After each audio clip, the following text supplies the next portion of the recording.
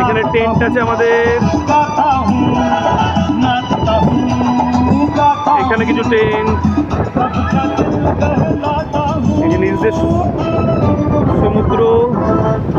এইখানে হচ্ছে আমাদের বসার জায়গা। এই যে এখানে সবাই বসে আছে এখন, বিকেলে স্ন্যাক্স করে এখানে সবাই এখন আড্ডা দেওয়া হচ্ছে। এখানে সব বসে আছে।